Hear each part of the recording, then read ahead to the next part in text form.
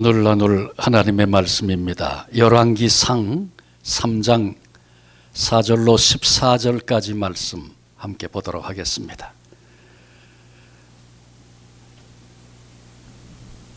구약 열왕기상 3장 4절로 14절까지 말씀입니다. 말씀이 길지만 하나님의 살아계신 하나님의 말씀입니다. 한마디 한마디 생각하면서 4절로 14절까지 말씀을 다 같이 합독하여 읽도록 하겠습니다. 이에 왕이 제사하러 기브온으로 가니 거기는 산당이 큼이라 솔로몬이 그 제단에 1000번제를 드렸더니 기드온에서 밤에 여호와께서 솔로몬의 꿈에 나타나시니라. 하나님이 이르시되 내가 내게 무엇을 줄꼬 너는 구하라. 솔로몬이 이르되 주의 종 내 아버지 다윗이 성실과 공의와 정직한 마음으로 주와 함께 주 앞에서 행함으로 주께서 그에게 큰 은혜를 베푸셨고 주께서 또 그를 위하여 이 큰 은혜를 항상 주사 오늘과 같이 그의 자리에 앉을 아들을 그에게 주셨나이다. 나의 하나님 여호와여, 주께서 종으로 종의 아버지 다윗을 대신하여 왕이 되게 하셨사오나 종은 작은 아이라 출입할 줄을 알지 못하고 주께서 택하신 백성 가운데 있나이다. 그들은 큰 백성이라 수요가 많아서 셀 수도 없고 기록할 수도 없사오니 누가 주의 이 많은 백성을 재판할 수 있사오리이까. 듣는 마음을 종에게 주사 주의 백성을 재판하여 선악을 분별하게 하옵소서. 솔로몬이 이것을 구하매 그 말씀이 주의 마음에 든지라. 이에 하나님이 그에게 이르시되 내가 이것을 구하도다. 자기를 위하여 장수하기를 구하지 아니하며 부도 구하지 아니하며 자기 원수의 생명을 멸하기도 구하지 아니하고 오직 송사를 듣고 분별하는 지혜를 구하였으니 내가 내 말대로 하여 내게 지혜롭고 총명한 마음을 주노니 내 앞에도 너와 같은 자가 없었거니와 내 뒤에도 너와 같은 자가 일어남이 없으리라. 내가 또 내가 구하지 아니한 부귀와 영광도 내게 주노니 내 평생의 왕들 중에 너와 같은 자가 없을 것이라. 내가 만일 내 아버지 다윗이 행함같이 내 길로 행하며 내 법도와 명령을 지키면 내가 또 내 날을 길게 하리라. 아멘. 2024년 새 아침이 밝았습니다. 벌써 7일이 지났지만 7일째를 맞지만 오늘 주일로는 첫 주일 예배를 우리가 모여 하나님께 예배하고 있습니다. 우리 인생의 삶의 지난 날 모든 아픔, 모든 실패, 모든 어두움 주님의 이름으로 다 쫓겨가고 하늘의 위로, 소망, 승리의 기쁨이 넘치는 그런 복된 한 해가 되어지시기를 주님의 이름으로 축원합니다. 미국 캘리포니아에 가면 몇 시간을 달려도 끝이 보이지 않는 거대한 사막지대가 있습니다. 그런데 그 사막으로 들어가는 입구에 이런 편말이 써 붙어 있다고 합니다. 당신의 길을 조심해서 택하시오. 한 번 들어서면 앞으로 30마일 전에는 그 길에서 빠져나오지 못합니다. 이 이야기는 우리에게 시작의 중요성, 그 선택의 중요성을 가르쳐 주고 있습니다. 레오나르도 다빈치는 이런 말을 했습니다. 무슨 일이든 시작을 조심하라. 처음 한 걸음이 장차의 일을 결정한다. 그리고 참아야 할 일은 처음부터 참아라. 나중에 참기란 더 어려운 일이다. 이렇듯 우리 인생에 있어서 시작이란 대단히 중요합니다. 우리가 읽었던 이 본문의 말씀은 솔로몬이 왕이 되어져서 왕으로서 새로운 출발을 하는 이야기입니다. 우리가 다 아시는 것처럼 솔로몬은 다윗과 더불어서 이스라엘의 전성기를 이룩했던 위대한 왕입니다. 역대하 1장 1절에 솔로몬에 대하여 이렇게 기록합니다. 다윗의 아들 솔로몬의 왕위가 견고하여 가며 그의 하나님 여호와께서 그와 함께 하사 심히 창대하게 하시니라. 여러분, 이 같은 솔로몬의 위대한 생애는 위대한 출발로부터 시작되었다는 사실을 알아야 합니다. 2024년 한 해를 새로운 각오로 또 조심스럽게 시작하는 이 첫 주일에 솔로몬의 위대한 출발을 살펴보면서 그의 그 소중한 자세를 함께 배우려고 합니다. 솔로몬에게 배워야 할, 새로운 출발을 하고 있는 솔로몬에게 배워야 할 첫 번째 자세는 믿음입니다. 믿음은 철저하게 내면적인 것입니다. 그런데 이상하게 야고보서 기자는 야고보서 2장 18절에 이렇게 말합니다. 어떤 사람은 말하기를 너는 믿음이 있고 나는 행함이 있으니 행함이 없는 내 믿음을 내게 보이라. 나는 행함으로 내 믿음을 내게 보이리라 하리라. 굳이 이 말씀의 뜻이 뭔가를 풀어서 설명하려고 하지 않습니다. 그러나 놓치지 말아야 할 것은 내 믿음을 보이라, 내 믿음을 보이겠다, 이런 표현입니다. 여러분, 참 믿음은 내면적인 거라고 그랬죠, 철저하게. 그러나 참 믿음은 겉으로 드러나 보이는 것을 통하여 알 수 있다, 확인할 수 있다, 그런 것입니다.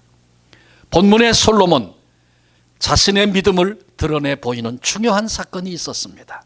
본문 4절 하반절에 솔로몬이 그 단에 1000번제를 드렸더니, 자, 1000번제를 드린 그것이 그의 믿음을 드러내 보인 것이다, 그렇게 우리가 연관지어 생각하려고 하는데, 이 1000번제를 드렸던 시기의 문제를 좀 먼저 생각해 봅니다. 언제라고요? 솔로몬이 새로 왕이 됐을 때. 여러분, 작은 일을 새로 시작한다고 해도 자리 잡기까지는 조심스럽고 얼마나 분주합니까? 정권 이양, 복잡하고 아주 미묘한 일이 많습니다. 정권 초기에 확실히 장악해야 할 일들, 신경 써야 할 일들이 한두 가지가 아닙니다. 일정 궤도에 올라갈 때까지는 사실 몸이 둘이라도 부족할 지경입니다. 그런데 솔로몬은 그 중요하고 그 분주한 시기에 온 마음을 다해서, 정성을 다해서 하나님 앞에 1000번제를 드렸다. 오늘 우리말로 하면 온 마음과 정성을 들인 그런 예배를 드렸다, 그렇게 표현할 수 있겠죠. 그런데 이것은 믿음으로만 할 수 있는 일이었다. 특별히 그 바쁘고 그 분주하고 그 중요한 때 시간과 마음을 들이고 온 정성을 들여서 1000번제의 예배를 드린 것은 믿음이 아니고는 할 수 없는 일이었다. 솔로몬의 믿음의 자세를 생각하게 됩니다. 자, 그렇다면 1000번제의 의미는 뭡니까? 그래서 그 예배가, 그 제사가 믿음이었다라고 말하고 있습니까? 1000번제라고 하는 단어는 오늘 우리가 읽은 본문의 성경 가운데 딱 한 번 등장을 합니다. 그래서 1000번제가 뭔지 정확하게 모릅니다. 성경을 연구하는 주경가들은 이렇게 두 가지로 설명을 합니다. 번제를 한 번, 두 번, 세 번, 그래서 1000번을 드렸다, 그런 의미다, 그렇게 말하는 분도 있고, 또 어떤 분은 그렇게 해서 1000번을 드리면 그 시간이 얼마나 길어지겠는가. 번제를 드린다는 것은 제물에 각 껍질을 벗기고 각을 뜨고 그 다음에 규례에 따라서 불살라 드리고 거기 또 다른 여러 규례들이 있어요. 그러니 그것을 한 번, 두 번, 1000번 하려면 어마어마한 시간, 어마어마한 날들이 필요했겠죠. 그래서 또 어떤 분은 이렇게 설명합니다. 그렇게 1000번에 나눠서 1000번을 드린 게 아니라 1000마리의 제물을 잡아서 한 번에 일시에 하나님께 드렸다, 그렇게 이 1000번제를 설명하는 분도 있습니다. 번제의 제물은 소, 숫소, 아니면 숫양, 아니면 숫염소, 그것도 없이 가난한 사람들은 집비둘기나 산비둘기, 그렇게 규례하고 있습니다. 하나님께 자원하여 드리는 제사입니다. 근데 그것을 1000마리를 잡아서 드린다고 한번 가정을 해보세요. 가난한 사람 솔로몬 아니니까 소 아니면 양, 염소, 잡았겠죠. 10,000마리를 드린다고 하면 그 규모며 그 과정이며 얼마나 그것이 번거롭고 복잡하고 힘들었겠는가 상상을 한번 해보십시오. 1000번을 번제를 1000번 드렸다. 제물을 1000마리를 한꺼번에 제물로 바쳤다. 뭐 그게 어떤 것이 맞는지는 몰라요. 그게 중요한 건 아니에요. 어쨌든 1000번제는 전무후무한, 전에도 없었고 나중에도 없는 그런 제사였습니다. 정성껏 최선을 다한 그런 제사요, 그런 예배였습니다. 솔로몬이 내가 왕이 됐다, 그걸 과시하기 위해서 한 행동이 아니었습니다. 번제는 자원하여 드리는 것이라고 그랬죠. 크게 두 가지 경우에 합니다. 한 가지는 하나님과 올바른 관계를 맺고 싶은 그런 열망을 가지고 자원해 드립니다. 또 다른 한 가지는 헌신입니다. 내 생애를 온전히 하나님께 드리겠나이다, 이런 헌신의 의미로 번제를 드립니다.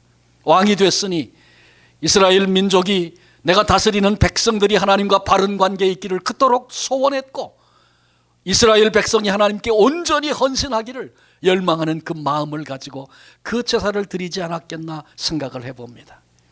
왕이 됐으니, 이스라엘의 왕이 됐으니 이스라엘을 대표해서 번제를 한 번쯤은 드려야 되지 않겠나, 단순히 이렇게 생각한 것 아니었습니다. 그렇다고 누가 1000번제를 너 반드시 한번 드려야 된다, 그렇게 가르쳐 주거나 요구한 적도 없습니다. 그런데 솔로몬은 왕으로서의 새로운 삶을 시작하면서 전무후무한 1000번제를 최선을 다해서, 정성을 다해서, 힘을 다해서 하나님께 예배하고자 하는 그런 열망을 가지고 1000번제를 드리고 있습니다. 그것을 믿음이다, 그렇게 말합니다. 솔로몬, 그는 분주한 시기임에도 최선을 다해 예배함으로 자신의 믿음을 나타내 보였습니다. 그러니 우리는 이렇게 생각할 수 있죠. 믿음은 예배를 통해서 드러난다, 그렇게 말할 수 있습니다. 우리는 일주일에 한 번밖에 예배 못해, 그래서 많은 안타까움이 있죠. 그러나 일주일에 한 번, 그래도 매주 모여서 이렇게 예배하지 않습니까? 근데 우리가 드리는 예배는 어떤가? 정말 예배에 임하는 내 태도와 자세는 어떤가? 그것이 믿음의 표현이고, 그것을 통해서 믿음이 보인다, 그렇게 말할 수 있겠는가? 이런 점검이 우리에게 필요하다는 거죠. 만일 예배를 소홀히 하는 사람이 있다면 그 사람은 믿음이 없는 사람이다, 그렇게 얘기해서 틀림이 없습니다. 예배를 최선을 다하지 못하는 것에 대해서 핑계를 많이 대는 경우를 봅니다. 여러분, 솔로몬이 핑계거리가 없어서, 핑계의 이유가 없어서 그래서 1000번제를 드리고 있습니까? 결코 아닙니다. 주목하십시오. 솔로몬은 큰 믿음으로 시작했어요. 큰 믿음으로, 그는 믿음으로 예배함으로 시작했어요. 그랬더니 하나님이 그로 하여금 큰 일을 감당하게 하셨다. 우리가 놓치지 말아야 할 중요한 부분입니다. 조만식 장로님과 주기철 목사님의 이야기를 우리는 많이 들어서, 여러 이야기들을 들어서 알고 있습니다. 산정은교회 조만식 장로님이 자기의 오선학교 14살 차이가 나는, 당신이 오선학교에서 교장을 할 때 학생이었던 주기철 목사님을 일부러 찾아가서 그분을 청빙해서 산정현교회에 모셔왔습니다. 어느 주일 조만식 장로님 댁에 이제 교회를 가야 되는데 손님이 찾아왔어요. 중요한 손님이 찾아왔어요. 그래서 그분과 얘기를 서둘러 마치고 뛰어서 달려서 교회에 왔는데 늦었습니다. 이미 설교가 시작돼서 조만식 장로님이 예배에 늦은 게 처음이었다 그래요. 그날 이미 예배가 시작이 됐고 장로님이 조심스럽게 문을 열고 닫고 들어와서 조심스럽게 들어오는데 설교를 하던 주기철 목사님이 장로님 거기 서서 예배하십시오, 이렇게 얘기를 했습니다. 조만식 장로님이 어떤 자세로 예배하는지 온 교인이 다 압니다. 조만식 장로님이 늦었다는 얘기를 들어본 적도 없습니다. 뭐 장로님 늘 맨 앞에 앉으니까 다 보이지 않아요? 그리고 무슨 일로 요즘에 장로님이 많이 분주한지 교인들이 압니다. 그런데 주기철 목사님이 서서 예배를 드리라고 설교 중에 말을 하니까 갑자기 더 조용해졌어요. 그리고 교인들 마음에 여러 가지 생각들이 막 생겼어요. 젊은 목사가 너무 무례한 거 아닌가? 조 장로님이 오죽했으면 늦었겠나? 꼭 이렇게 해야 되나? 그런 생각들이 들었었습니다. 그런데 목사님이 설교를 다 마쳤어요. 마치기까지 저 뒤에 장로님이 서서 그날 예배를 드렸습니다. 설교를 마치자마자 주기철 목사님이 조 장로님 나오셔서 기도해 주십시오. 장로님이 나와서 설교 후에 기도를 합니다. 하나님, 이 죄인을 용서해 주십시오. 애국군 운동한다고 사람 만나느라고 하나님 만나는 예배 시간을 지키지 못하고 늦었습니다. 말씀을 전하는 사자 목사님의 마음을 힘들게 했고, 말씀을 통하여 은혜 받는 성도들에게 그 은혜 받는 일을 방해했습니다. 이렇게 기도하면서 조 장로님의 눈가에 눈물이 맺히고 눈물을 흘리기 시작합니다. 함께 기도하던 주기철 목사님이 울고 모든 성도들이 다 울었습니다. 이 사건 이후에 선정연 교회, 그렇지 않아도 여러 가지 유명한 한국 교회에 엄청난 영향을 끼쳤던 그런 교회죠. 선정연 교회 온 성도들이 하나님 앞에 예배하는 것을 어떻게 생각해야 하는지 다시 생각하고 다시 되짚어보고 내 모습을 돌아보고 회개하면서 하나님 앞에 온전한 예배를 드리기 위해서 몸부림을 치게 되었다는 이야기를 그를 통해 보았습니다. 조 장로님이 겸손하시고 주 목사님 젊은 목사로서 무례했다, 뭐 그런 게 그렇게 중요한 게 아닙니다. 이런 이야기, 이런 사건, 이런 일련에 되어졌던 일들을 통해서 그분들 속에 예배를 얼마나 소중하게 생각했는가, 우리를 향하여 들려주고 있는 생생한 산교훈이 거기 있지 않습니까?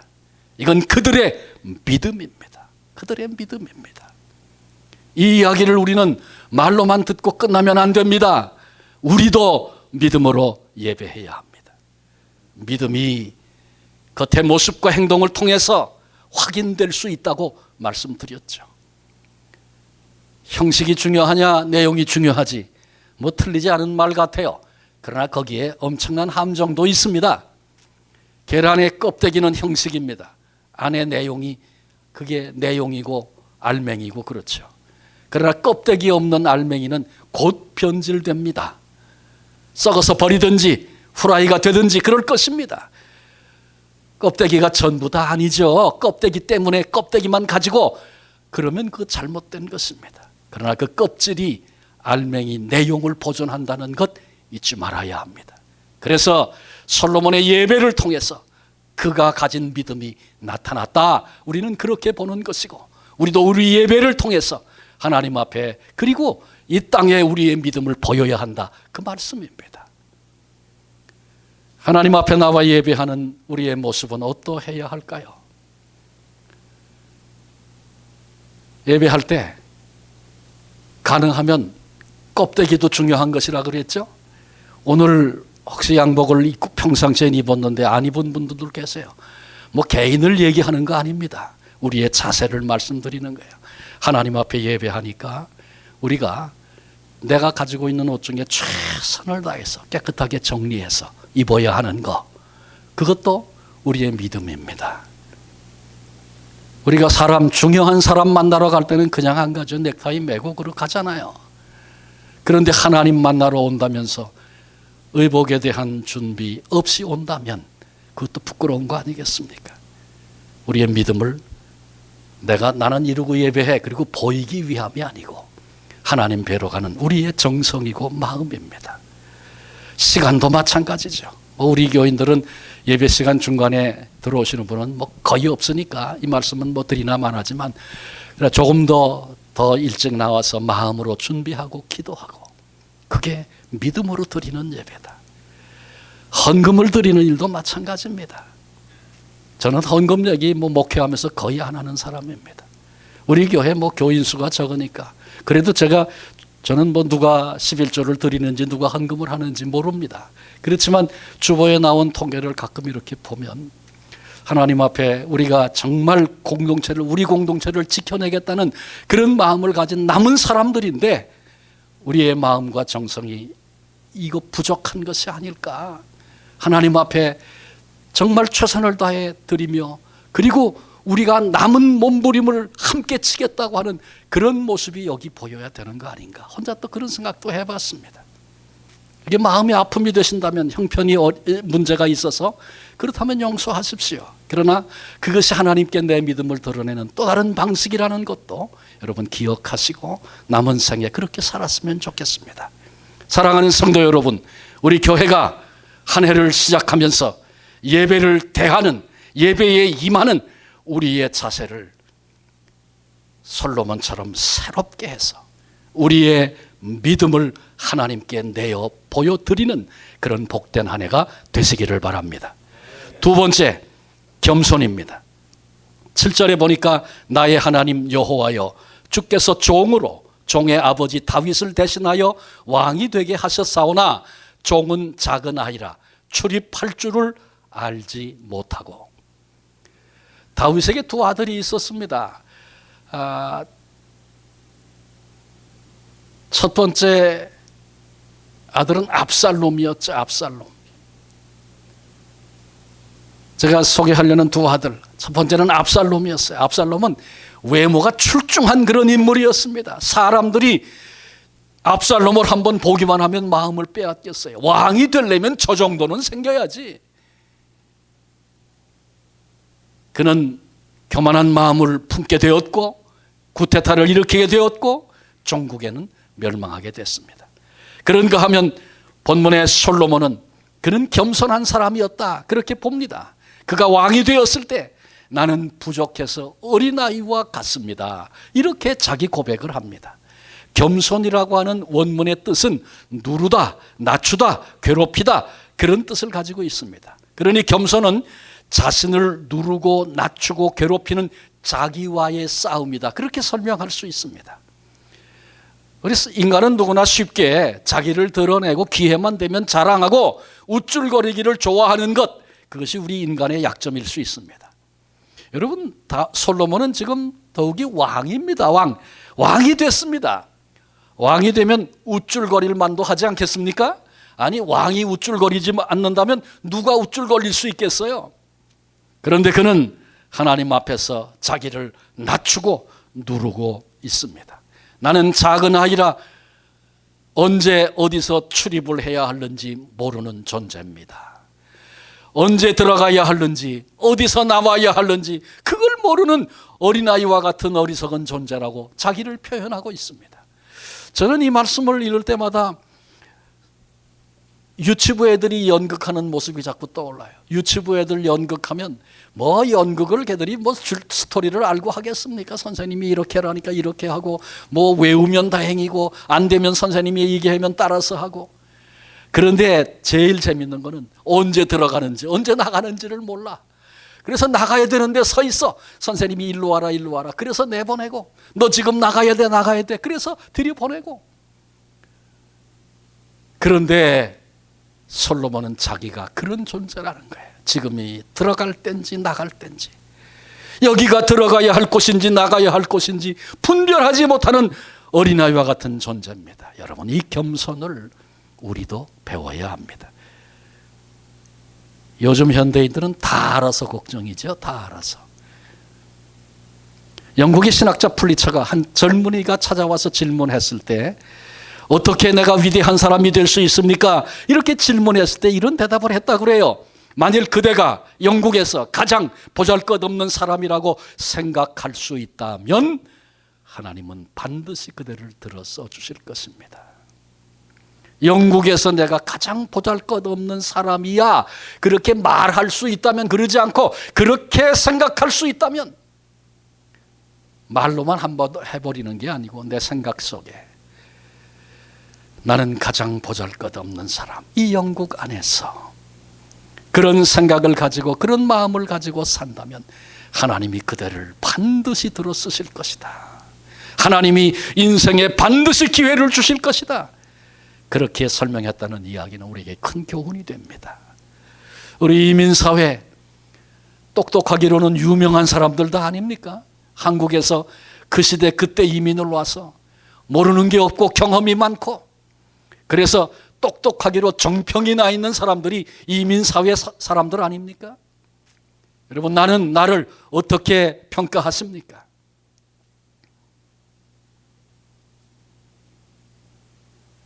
가장 보잘것없는 사람이라고 생각하지 못하기 때문에 하나님이 나를 쓰실 수 없는 것은 아닌가 살펴봐야 합니다. 1921년 퀸스타운을 출발했던 유명한 타이타닉호, 약 2,000명, 전체 수는 더 많았지만 하여간 2,000명여 명의 귀족을 싣고 뉴욕을 향해서 떠났습니다. 이 호화선은 절대로 파손될 수 없다. 무전사도 항해사도 승객도 다 그렇게 믿었습니다. 3일째 무전이 왔습니다. 북쪽에서 빙산이 흘러내려오고 있으니, 빠른 속도로 흘러내려오고 있으니 조심하십시오. 얼마 후에는 바로 옆을 항해하는 캘리포니안 호에서 또 무전이 왔습니다. 지금 빙산이 내려오고 있으니 방향을 바꾸라. 무전사가 말합니다. 그만, 더 이상 듣고 싶지 않아요. 내가 런던에 무전 보내야 할 것도 많고 그만합시다. 이때 기관사는 최고 속력인 23노트로 자랑삼아 달렸습니다. 불과 10분 후에 거대한 빙산이 그 앞을 가로막았습니다. 빙산은요 9분의 1만 보이고 10분의 1만 보이고 10분의 9는 이 밑에 있어서 더 위험한 거예요. 근데 그 자체도 거대했습니다. 400 몇 미터의 높이가 수십 미터 되는 그런 얼음이었다 그래요. 발견해서 방향을 틀려고 했지만 이미 늦었습니다. 절대 깨어지지 않는다고 믿었던, 자랑했던 타이타닉호가 깨어졌습니다. 710명은 그래도 다행스럽게 구조를 받았지만 1514명이 생명을 잃었습니다. 인간의 교만이 패망을 가져온 것입니다. 자기 교만의 그 고정관념이 패망케 한 것입니다. 우리도 나도 모르게 내게 붙어있는 고정관념이 있어요. 괜찮은가 살펴봐야 합니다. 의뢰이 그렇다라고 간주하는 것들 가운데 위험한 것들이 있습니다. 당연하다고 우리는 생각합니다. 주장합니다. 그렇게 살지 않는 사람이 있으면 나와보라 그래. 언제든지 문제가 되면 정당화합니다. 사람들은 다 그렇게 살아, 그렇게 얘기해도 하나님은 그거 잘못된 거야, 그렇게 말씀하신다면 그건 잘못된 거 아니겠습니까? 만약에 나도 모르게 잘못된 생각이, 잘못된 태도가, 잘못된 삶의 방식이 내 몸에 배에 있다면, 그래서 그것대로 그 모습 그대로 그냥 그렇게 산다면 마침내 타이타닉호가 침몰하고 만 것처럼 그것이 우리를 패망케 할 수 있다는 것, 고치고 바꾸지 않는다면 그런 결론에 도달할 수 있다는 것 알아야 합니다. 하나님은 교만한 자를 넘어뜨리시나 겸손한 자에게 은혜를 더하신다, 그렇게 말씀하고 있습니다. 성경도 이 문제를 우리에게 이렇게 얘기하죠. 나보다 남을 더 낮게 여겨라.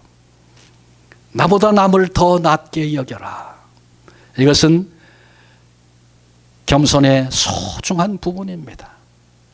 이것을 빼놓고는 겸손을 말할 수 없습니다. 사실 겸손은 그는 내가 사람들 앞에 나를 낮추는 게 보통 겸손이라고 생각하는데, 참된 겸손은 그렇지 않습니다. 나는 괜찮은데 사람 앞에서 나를 낮춰.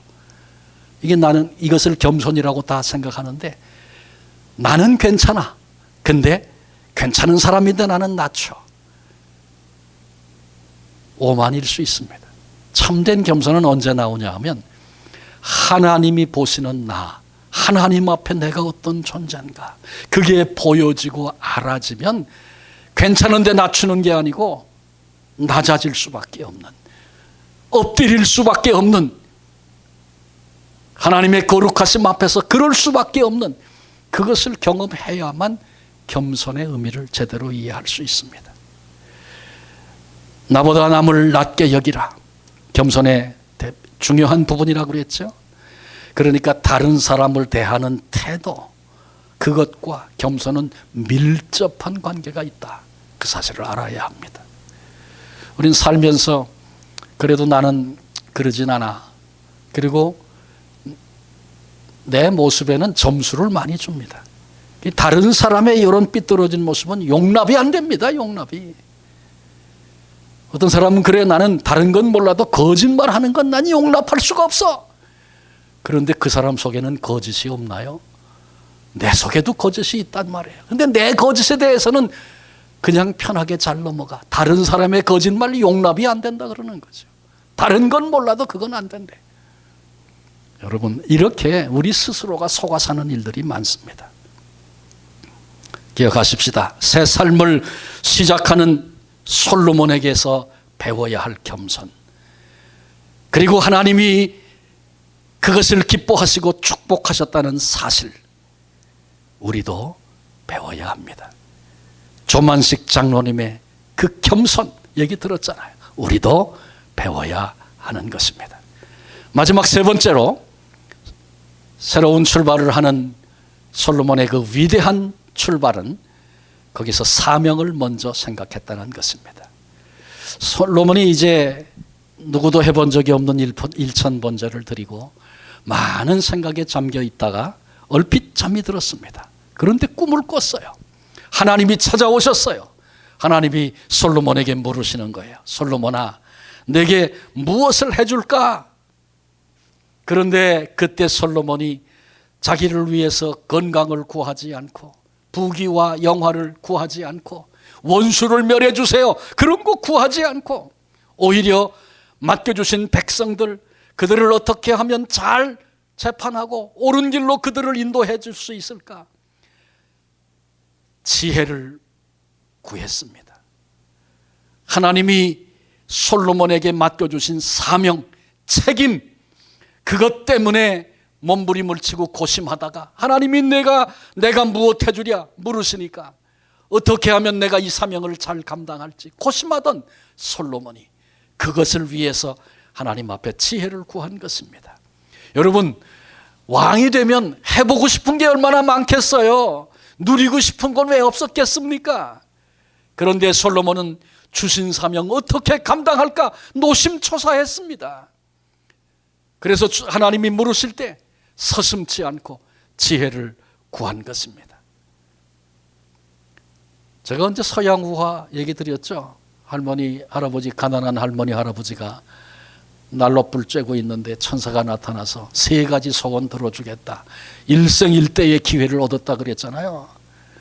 바람이, 찬바람이 창문을 덜컹 하고 바람이 부니까 할머니가 자기도 모르게 아이고 이런 날은 후레이팬에 소세지 하나 있으면 좋겠네, 그렇게 얘기했더니 철커덕하고 후레이팬하고 소세지가 하나 떨어졌다 그랬죠. 할아버지가 화가 나가지고 그 중요한 소원을 소세지 하나에 바꿔 먹었다고 화를 내면서 화가 난 나머지 자기도 모르게 입을 열어서 차라리 소세지야 할머니 코에 가서 붙어버려라, 그래서 소세지가 할머니 코에 붙어버렸다는 얘기 했잖아요. 이제 소원 한 가지 남았어요. 혈기가 또 그 소원을 다 잊어버렸네. 마지막 소원 정신 차리고 합시다. 둘이 손을 꼭 잡고 실수하면 안 돼. 할머니가 얘기합니다. 우리가 젊어진들, 돈이 많은들, 나는 창피해서 소세지 코에 달고는 못 삽니다. 그래서 부부가 합의해가지고 떨어져라 그랬다잖아요. 그러니 일생일대에 세 가지 소원을 얻을 기회를 얻었는데 소세지 코에 붙였다 띄었다 그거 하고 끝났다는 거죠. 하나님이 우리에게 기회를 주시고 내게 소원이 무엇이냐 물으실 때에 하나님 나 생각 좀 해보고요, 기도 좀 해보고요, 나도 모르게 엉뚱한 것 구하고 그러는 어리석은 자가 되지 않으려면 솔로몬처럼 내게 주신 사명이 뭔가 생각해야죠. 어떻게 하면 이 사명을 바로 감당할 수 있을까? 이 사명 감당한 이후에 착하고 충성된 종아, 칭찬하시는 주님 앞에 내가 기쁨으로 설 수 있을까? 그런 생각, 그런 마음이 우리에게 있어야 솔로몬처럼 기회가 왔을 때 놓치지 않고 사명을 위해 구할 수 있는 것입니다. 하나님이 직분받은 일꾼된 사명을 가진 우리들에게 뭘 요구하십니까? 솔로몬을 통해 분명하게 가르쳐 주신 거죠. 하나님이 요구하시는 건 뛰어난 학벌, 나는 학벌이 없어서 하나님께 마음대로 쓰여지질 못해. 좋은 가문, 미모, 경력, 굉장한 일, 하나님 그런 거 요구하십니까? 아닙니다. 그게 큰 일이든 작은 일이든 하나님이 나에게 원하시고 맡기신 일이라면 사명을 귀중히 여기고 충성하는 사람, 하나님이 그를 보시고 기뻐하시고 흡족해 하신다는 거, 오늘 본문을 통해 우리가 배우는 것입니다. 현대 그리스도인들 직분 맡기를 좋아합니다. 그래, 교회마다 직분자가 되려고 애들을 쓰는 것 같아요. 투표해서 안 되면 교회도 떠납니다. 왜? 관심이 거기 있었기 때문에. 나를 못 알아주는 교회 내가 더 이상 못 있겠다. 내가 그 정도 베풀고 사랑했는데 나를 이 정도로 생각해? 한순간에 뒤집고 교회를 옮깁니다. 얼마나 불행한 일인지 몰라요. 직분을 맡기는 좋아하지만 사명은 망각했기 때문에 이런 부끄러운 일을 벌이는 것입니다. 기억하십시오. 하나님은 금년 한 해 우리 모두를 지켜보십니다. 우리는 인원수가 얼마 안 되니까 연초 첫 주에는 직원 임명도 하고 다 세직 임명도 하고 그러는데 우린 뭐 더 임명하고 말 것도 할 것도 없어요. 이건 뭐 개척교회 같으면은 다 전부 다가 중요한 일꾼들입니다. 다 저마다 역할을 해줘야 되는 겁니다. 그러니 우린 하나님 앞에 다 사명 맡은 자들이죠. 물론 받은 직분들도 있습니다. 그러나 직분보다 더 큰 건 사명입니다. 내게 주신 사명을 기억하고 최선을 다한다면 우리 하나님이 그 모습을 기뻐하실 것입니다. 사명 때문에 오늘 수고하고 때로는 아픔도 겪고 그래도 그것을 소중히 여기며 그 길을 걸어가려고 애쓸 때 하나님이 그런 우리를 바라보시고 기억하시고 함께 하시고 능력으로 우리를 붙들어 주시는 것입니다. 그런데 주신 사명 앞에 그 사명에 대해서 소홀하고 무관심한다면 그것은 곧 직분을 맡기신, 사명을 맡기신 하나님을 무시하는 일이 되어버리고 말 것입니다. 반대로 얘기할 수 있죠. 내게 주신 사명, 내게 주신 직분을 소중히 여기고 충성을 다하면 그것은 내게 사명을, 내게 직분을 맡기신 하나님을 소중히 여기고 최선을 다하여 높이며 받드는 그런 존재인 것을 우리는 알게 됩니다. 금전 한 해 우리도 최선을 다하여 충성하십시다.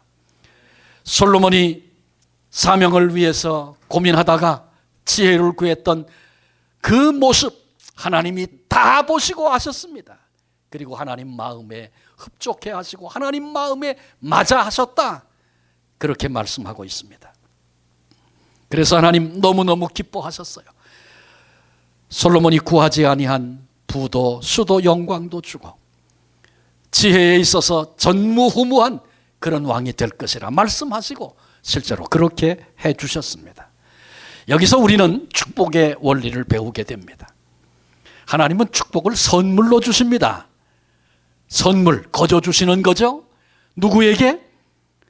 남을 돕고 봉사하고자 하고 섬기고자 하고 내게 주신 사명, 내게 주신 책임 어떻게 하든지 감당해 보려고 하는, 나는 힘이 작고 보잘것없어 할 수 있는 일이 비록 적어도 그 일 앞에 충성스러운 자로 서고자 할 때 하나님이 그것 보시고 기뻐하시고 솔로몬에게 구하지 않은, 사람들이 지금 그렇게 좋아하고 다 얻기를 바라는 그런 복들을 하나님이 솔로몬에게 덤으로 기뻐하시고 주셨다.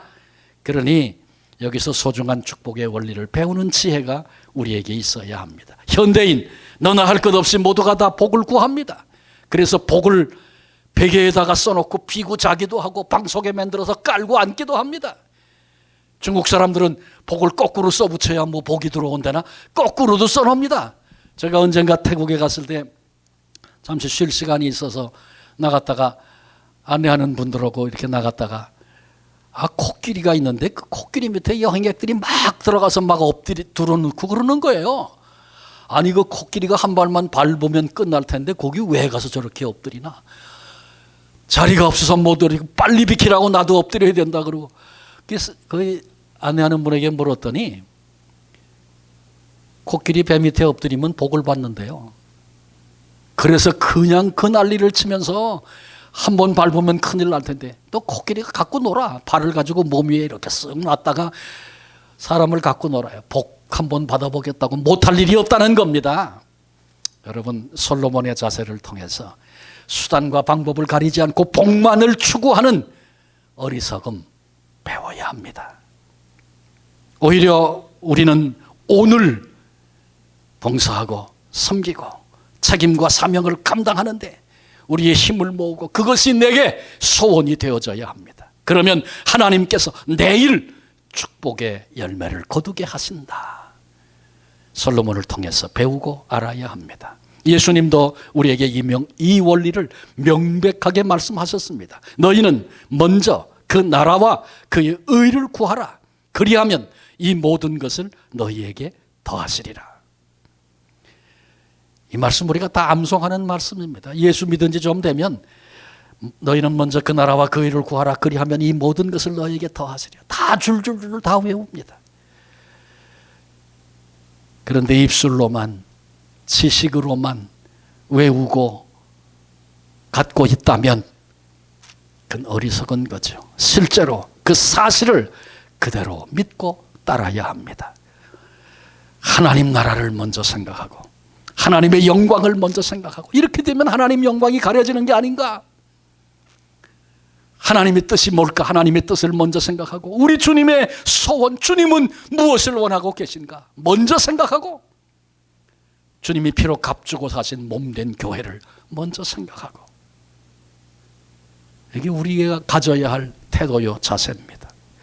정말 경계해야 될 것 있어요.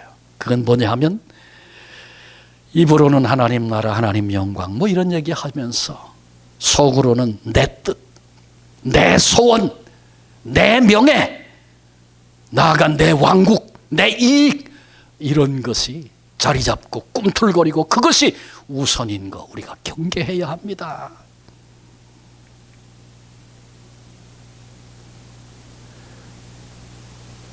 종종 그런 모습을 봅니다.